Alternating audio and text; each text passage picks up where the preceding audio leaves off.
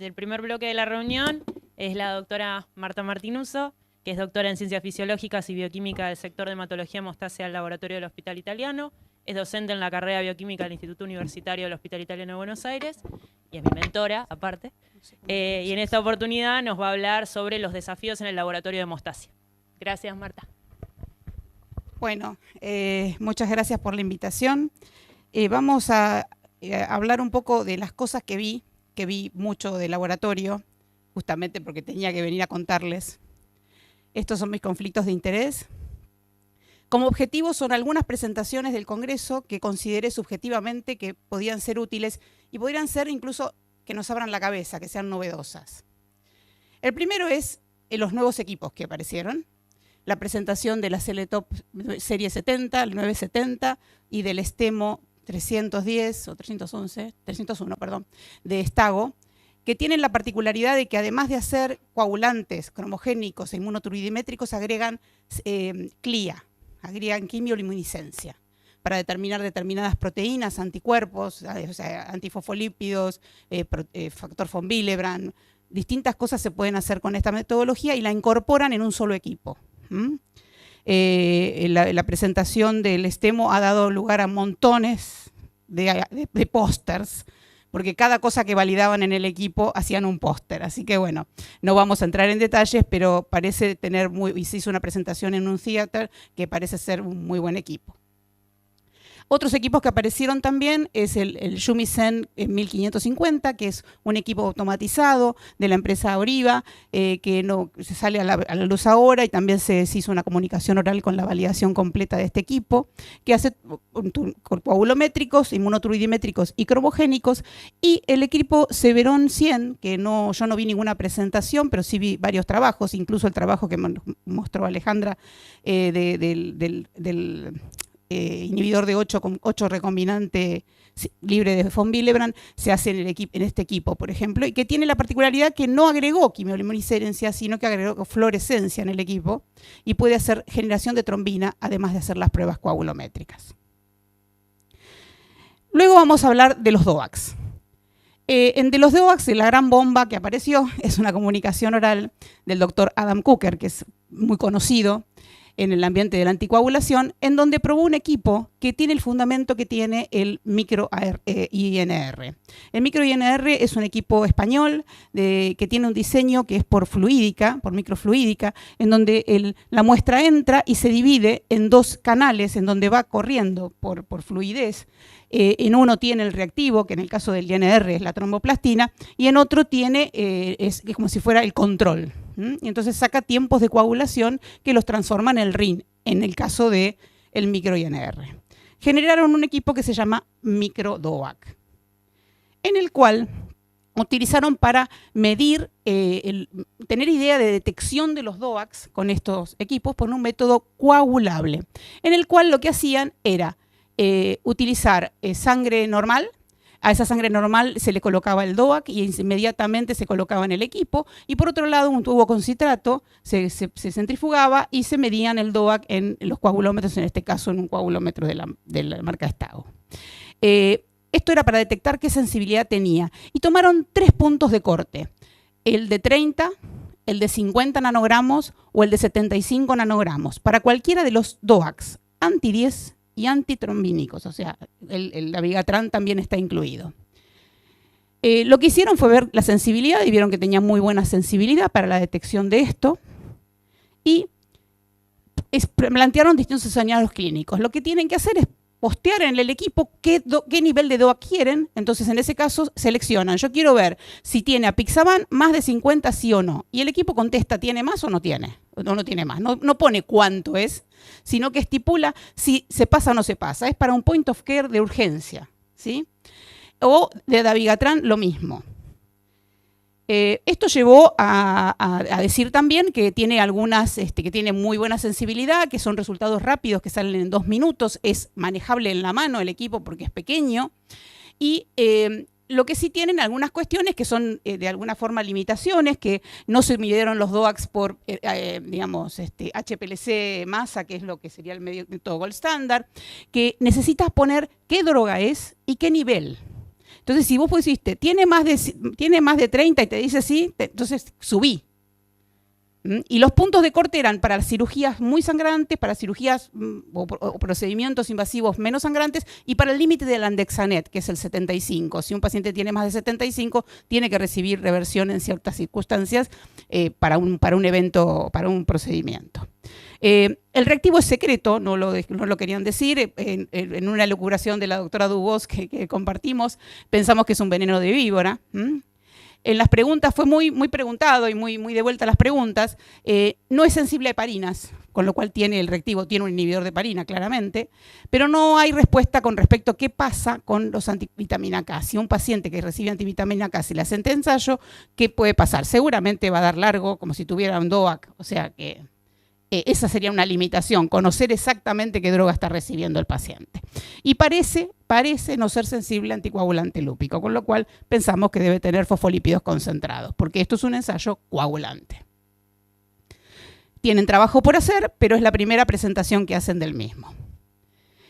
Luego, otra cosa con los DOACs es que se está intentando de unificar y decir, tenemos un reactivo de anti-10A para heparina, utilicemos ese reactivo de anti-10A para heparina para poder expresar los valores de un DOAC, o por lo menos para estimar los valores de un DOAC. Y hay un trabajo, este es un trabajo croata, si no me equivoco, en donde lo que vieron es que sacando el porcentaje de inhibición de la absorbancia del test, o sea, cuando no tengo nada de DOAC es máxima absorbancia, cuando tengo el DOAC tengo un porcentaje de inhibición de esa absorbancia, pueden hacer una curva asimilando los niveles de la droga, ¿sí? Y sin tener que calibrarlo específicamente, salvo una primera vez cuando los que ponen a punto el ensayo, luego esto podría utilizarse de rutina. Lo que pasa es que hay que hacer los cálculos del porcentaje de inhibición, hay que hacer una tabla para pasarle al médico, es algo que no es tan práctico. Y lo mismo hizo el otro fue con el reactivo de Siemens, y esto es con reactivo de IL. Este reactivo utilizaron varias calibraciones de distintos laboratorios, un montón de datos para definir cuál era el coeficiente de variación a distintos niveles. Y a los niveles bajos lo que vieron era que si uno se calculaba el porcentaje de inhibición, era mucho más eficaz que hacer, no eficaz, sino más preciso, porque tenía menor coeficiente de variación, que si hacíamos el fichaje en unidades anti-10A de heparina, ¿sí? Pero en niveles que son muy bajos. Clínicamente me da lo mismo que tenga 20, 10 o 30. Yo tengo que tomar los valores más altos como puntos de corte. Lo discutimos grandemente con Cristina, estábamos hablando con el holandés, y la verdad que ellos decían que, claro, estaban buscando la precisión absoluta, lo que era mucho más preciso, pero también lleva mucho más trabajo y lleva un trabajo que el médico no va a es más difícil que lo entienda, que uno le tenga que explicar. Mira el porcentaje de inhibición y te vas a dar cuenta. En cambio, si vos le decís, mira el anti-10 que le hiciste, que tenemos todos informados en el LIS, como unidades internacionales por mililitro, y esto corresponde más o menos a este rango, creo que para mí es más fácil. Nosotros defendemos esa posición. Pero bueno, un poco esto, están tratando de hacer global esto. Luego, bueno, hubo puestas a puntos de medida de Doxaban, en el equipo de Siemens, por ejemplo. También se generó un ensayo con tromboplastina diluida o con veneno de víbora de Russell para medir los DOAC anti-10A, porque están desarrollando un nuevo 10 mimético que podría llegar a reemplazar al Andexanet como candidato, y lo probaron con este ensayo y vieron que esto funcionaba muy bien. Luego pasamos a antifosfolípido. Obviamente yo no iba a ir al Congreso y no iba a ir a la subcomité de antifosfolípido. Básicamente hubo poco nuevo, pero básicamente se presentó algo que ya está publicado en este último tiempo, el último mes, que es cuánto aporta la antifosfatidilcerina protrombina en el contexto de la paciente obstétrica. Y en este caso lo que vieron es que tenían prevalencias bastante más bajas de antifosfatidilcerina protrombina que en las trombóticas, digamos que en los síndromes antifosfolípidos trombóticos, en los obstétricos, que no había un completo overlap, o sea, no se superponían correctamente, totalmente 100% la presencia de anticoagulante lúpico con antifosfatidilcerina protrombina, con lo cual no puede ser usado como reemplazante del anticoagulante lúpico. Eso que siempre quedó muy claro durante la reunión. Y que la prevalencia depende del perfil que tenga, ¿sí? tiene una alta asociación a los triple positivos, con lo cual aportaría poco. O sea, si los que más tienen y más se asocian son los que triple positivos, nosotros ya tenemos en el algoritmo de estudio el triple positivo como el más patológico, el más asociado a la clínica. Y haciendo distintos títulos, lo interesante es que los títulos se vieron más altos en pacientes con pérdidas tardías que con pérdidas tempranas de embarazo. Y la prevalencia también fue más alta en mujeres con pérdida tardía con respecto a mujeres con pérdidas tempranas. Y hay una medida de riesgo en donde se vio que no suma riesgo el antifosfatidilcerina protrombina a las 3 determinaciones que se hacen actualmente en el algoritmo, salvo en una población especial que mantuvo, que es en el caso de que tengamos antifosfatidilcerina protrombina y un doble positivo, ¿sí? Solamente un doble positivo de anticardio y antibeta. Y entonces, en ese caso, puede llegar a sumar, digamos, algo para reconocer un paciente con mayor riesgo. Básicamente, tenemos anticoagulante lúpico, tampoco hubo nada nuevo. Hubo una conferencia del doctor Favaloro, en donde había como lo bueno, lo malo y lo horrible.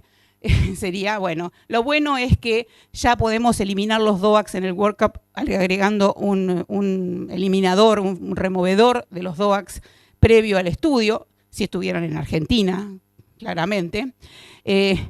Todavía hay algunos puntos, algunas peleas y algunas discrepancias en cuanto a puntos de corte, de qué tomar, qué percentilo, cuántas muestras, si lo hago utilizando el pool del día o esas cosas todavía no están 100%, por más que las guías están hechas, siempre hay posibilidad de renovación o de diferencias. Y con respecto a los problemas preanalíticos, de la muestra y del paciente, de lo que está recibiendo, de la anticoagulación, de tener la conciencia de que tratar de estudiar al paciente fuera de la anticoagulación, por más que podamos remover el anticoagulante, porque con los antivitamina K no tenemos que hacer, ¿sí? No hay forma de hacerlo.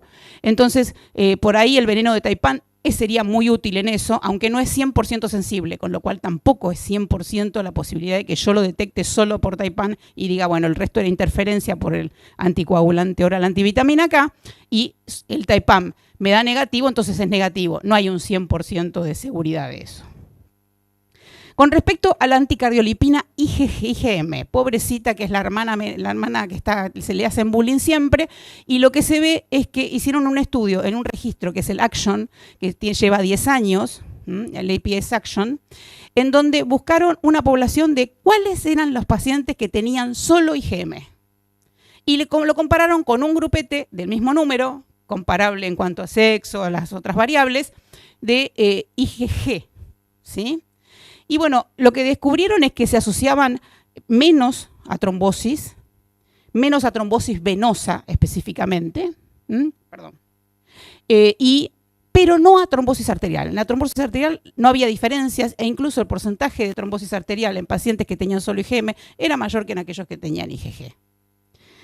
Lo que proponen es que básicamente tratar de seguir con series de casos de pacientes, hacer un estudio más grande. Esto fue el piloto dentro del subcomité como para tomar un riesgo adicional de decir, hagamos un estudio para darle el lugar, si es que lo tiene, a la positividad de un IgM solo. Y por supuesto para esto siempre dicen, quien quiera participar, bueno, lo de siempre, ¿no? El otro es el estudio del doctor Delat, en donde ya hizo lo de antidominio 1, ahora vengamos con qué zona pega la antiprotrombina y veamos si encontramos un anticuerpo que pueda detectar mayor riesgo trombótico en un paciente si vemos a qué parte de la protrombina se pega el anticuerpo.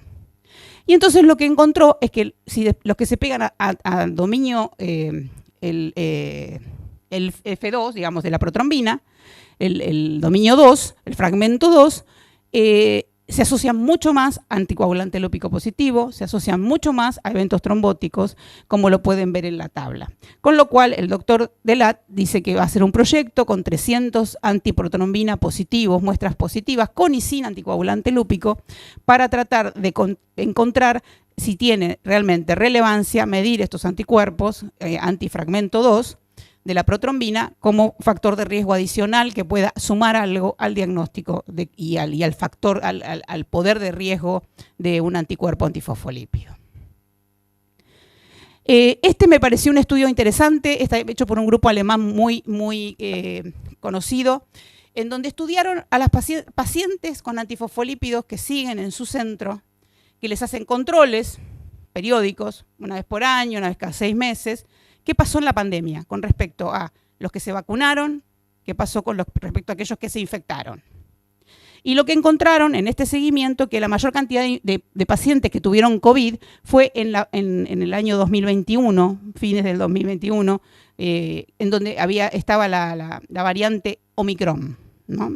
Con lo cual obtuvieron solamente 4 pacientes que tuvieron internación de todos estos pacientes, y que uno solo tuvo una trombosis arterial, pero una paciente muy añosa con muchas comorbilidades. El resto no tuvieron mayores inconvenientes, y los títulos de anticuerpo tuvieron una ligera modificación, que es estadísticamente significativa, pero clínicamente irrelevante. Con lo cual, ni los que se recibieron vacunas, ni los que tuvieron COVID, cambiaron los títulos de anticuerpos, ni su perfil de positividades durante el periodo de vacunación o de COVID.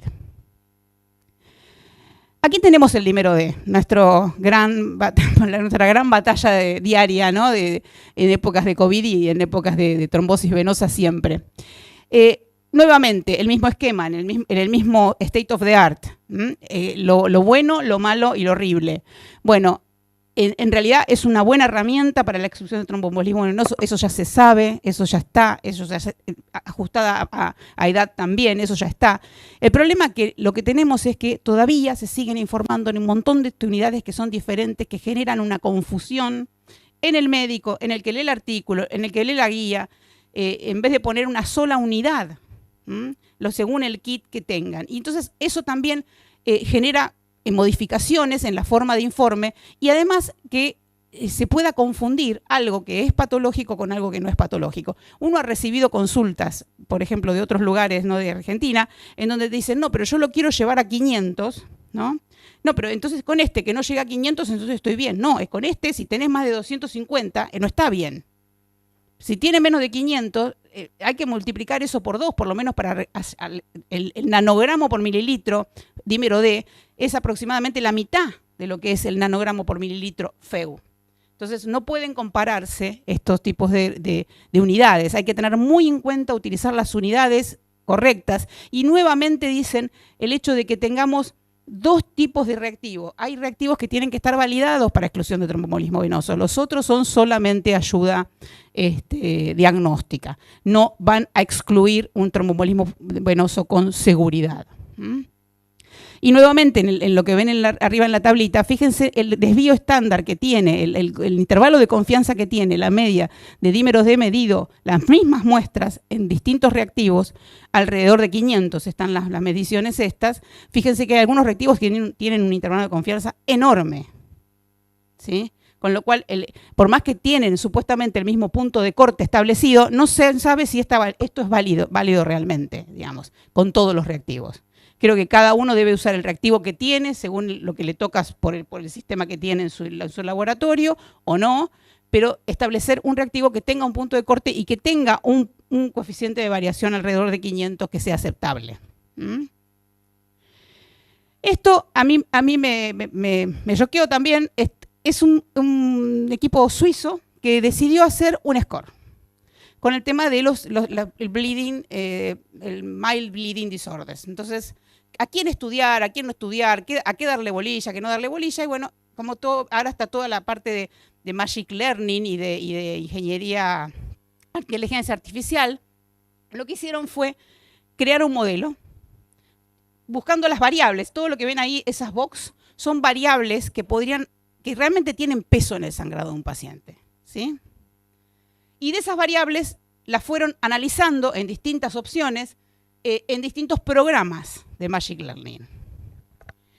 Y lo que encontraron es que crearon un score que tiene por parámetros que la PTT sea mayor al límite superior normal, que tenga un PFA colágeno-pinefrina prolongado, que según el sexo y con un interrogatorio acotado con respecto al ISTH-BAT, en donde, pero que tiene varias preguntas, que este código de barra yo entré y lo hice el otro día, lo tienen para quien quiera probarlo, y le da el resultado en una medida de cuán probable es que tenga un mild bleeding disorder. Y lo que vieron es que si usaban solamente pruebas clásicas, encontraban muchos que tenían prolongaciones que no eran clínicamente significativas. O sea que realmente una PTT prolongado no siempre es, si no tiene otras cosas que lo acompañan. Bueno, fue bastante discutido, una de las cosas que yo le discutí, porque utilizó el COLEPI y no usó el COLA-DP, por ejemplo, que es más sensible a Willebrand. Pero bueno, no, es simplemente porque si metía más variables, también el score se complejizaba. Él quería probar, bueno, y lo quieren validar ahora en prequirúrgicos en su lugar. Kitchen en este momento también le habló y le dijo que ellos utilizan, ¿sí? Un score acotado en el prequirúrgico y algunos ni siquiera le hacen estudios de coagulación cuando ese score acotado no es el mismo, pero es un interrogatorio estandarizado que tienen para sus prequirúrgicos para no hacer estudios de coagulación de más que después no podamos interpretar. Bueno, llegó el turno de Lourdes, no mío, pero no importa, de la generación de trombina. Creo que lo más interesante es la generación de trombina en sangre entera, que empezó hace unos cuantos años, pero que hubo bastantes cosas con respecto a esto. Hizo una presentación Elena Campelo, que trabaja con el doctor Simeone, en donde hizo una revisión de la utilidad probable en distintas patologías de la generación de trombina en sangre entera, como una cuestión más fisiológica, menos modificación de la muestra y participación de los glóbulos rojos también, que son componentes de la sangre muy importantes en el ensayo. Lo probaron también en cirrosis, en donde encontraron algunos, por ejemplo, que la anemia en el ensayo de sangre entera tenía un aumento, digamos, un efecto de disminuir la generación de trombina en cuanto al pico y el ETP en los pacientes cirróticos, pero con Child A, no con Child B o con Child C. Y en este ensayo lo que vi también fue una comunicación oral muy interesante que dice que trataban de ver por qué los glóbulos rojos afectan la generación de trombina. Porque lo que veían era que la generación de trombina era más rápida y con pico más alto que la generación en plasma rico en plaquetas. Entonces, ¿a qué lo apoyaban? Primero pensaron, bueno, son los glóbulos rojos, los glóbulos blancos, son el factor tisular de los glóbulos blancos. Pues no encontraron efecto de los glóbulos blancos. Y luego hicieron el tratamiento, prepararon plasma rico, lavaron los glóbulos rojos, los incubaron con anexina 5 y lo que vieron era que el tratamiento con anexina 5 reducía el pico y el ETP de la generación de trombina en sangre entera, con lo cual aportan fosfolípidos, los glóbulos rojos, según su teoría, que serían importantes en la reacción. Ahora, esto, ¿cómo se puede ver también? Bueno, en cuanto a los pacientes. Acá estudiaron pacientes normales, que son los negritos, algunos con policitemia o eritrocitosis reactiva, y anémicos. Muchos anémicos tienen generación de trombina en sangre entera normal. Pero hay estos dos pacientes que realmente tienen una generación de trombina muy, muy baja. Entonces, bueno, lo que dicen es que probablemente pueda servir también para, en determinadas patologías, ubicar una porción de pacientes que tengan mayor riesgo de sangrado que otros, como fisiológicamente. Está todo por hacerse, así que tenés mucho trabajo, Lourdes, con esto, pero está bueno porque me parece que realmente las pruebas que utilizan sangre entera tienen en cuenta todo, así como las pruebas viscoelásticas, como la prueba de generación de trombina, me parece que es una buena beta que se viene. Tenemos generación de plasmina, guarda, que no se van a quedar atrás. Entonces ahora ya no tenemos solamente ETP, tenemos EPP, el potencial endógeno de plasmina. Bueno, y es un ensayo sencillo en el cual agregan un sustrato fluorogénico específico y agregan TPA y alfa-2 macroglobulina y obtienen una curva parecida a la que se obtiene en la generación de trombina, pero lo que miden es plasmina con un sustrato fluorogénico específico. Y encontraron algunas cosas interesantes, ¿sí? Que la trombomodulina disminuye el potencial endógeno de plasmina y el pico de manera de concentración dependiente, pero no afecta el tiempo, ¿sí? Y esto un poco también lo vieron en otros ensayos en los cuales utilizaban o TPA o UPA. Y resulta que veían mucha mayor inhibición del PAI cuando usaban UPA que cuando usaban TPA en el ensayo, cosa que es lógica, porque el TPA no es inhibido por el PAI cuando está en presencia de fibrina, porque en este ensayo se forma fibrina, lo ponen en funcionamiento con factor tisular, están generando fibrina, no es que desfibrinan la muestra. Entonces, evidentemente, ese TPA no va a ser inhibido por el PAI, pero el UPA sí. Y esto se presentó en el comité de sangre, digamos, de generación de trombina. Ya estoy terminando, no me echen, que ya me falta poco. Hicieron un estudio con esto, con mujeres que se lo dieron en la cesárea, ácido tranexámico, y vieron cómo fue el efecto en la generación de trombina. Y lo que vieron es que tenían que no afectan el tiempo, que prolonga el tiempo al pico, ¿sí? Pero no el lag time, y disminuye la velocidad con la que se produce la plasmina. Este ensayo sí está publicado y que este efecto podía durar incluso hasta 24 horas post cesárea, ¿sí? Sobre todo en el pico. Por último, la vieja lisis de eulabolina, Lucía, ahora tenemos un método nuevo, ¿sí? Que esto también es un mini escala de lisis de eulabolina, que utiliza, lo puse así porque no se veía nada, sino en donde tenemos la muestra a la cual acidificamos, la ponemos en hielo, sobre hielo, le hacemos en placas de 96 pocillos, le hacemos una centrifugación a la placa, sacamos el sobrenadante, ponemos borato cálido, digamos calentado a 37 grados, resuspendemos y a eso le hacemos luego la prueba de coagulación, agregando calcio, pero la tienen que poner en un lector que pueda medir una vez por minuto durante montones de horas, por lo menos 3 horas. O sea, tenés que tener la centrífuga de la placa, tenés que tener el lector que te pueda hacer las lecturas, pero la verdad que es un método que pinta ser mucho más eficiente que el que uno que lo deja en el baño y lo voy a mirar cada 5, cada 10 y a lo mejor te pusiste a hacer otra cosa y lo miraste a los 30 y ya estaba lisado. O sea, mucho más estandarizado que el método anterior, pero con buena performance.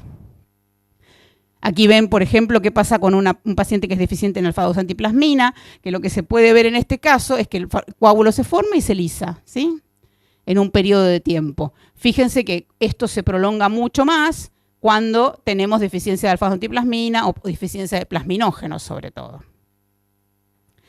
Y bueno, acá terminamos simplemente con 2 cosas. Uno es utilizar la espectrometría de masa, generando péptidos para producir, ¿sí?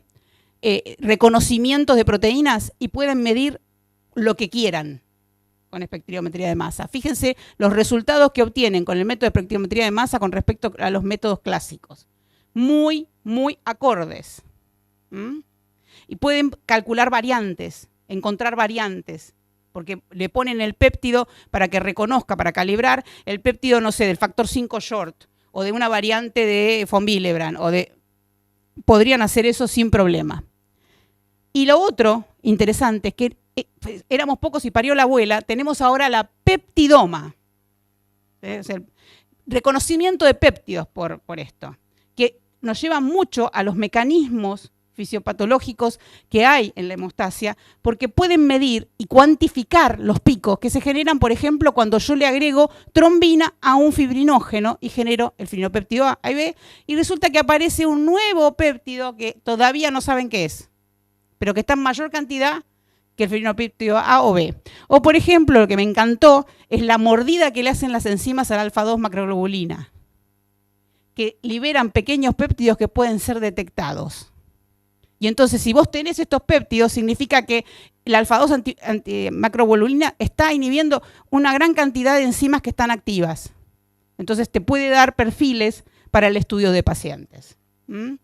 Esto es más de investigación, probablemente, pero no sabemos, porque por ahí en unos años empecemos en la clínica a usar el espectrómetro de masa. Yo no, yo lo voy a venir a ver acá cuando ustedes me lo muestren, porque voy a estar jubilada, pero creo que es una cosa que sí realmente me llamó a novedad y a desafío futuro en los estudios de hemostasia. Y por último, muchas gracias. Aquí estamos con algunos de los que fuimos de los grupetes bioquímicos, con la bandera de Mirta que trajo al Congreso. Y bueno, espero que haya servido.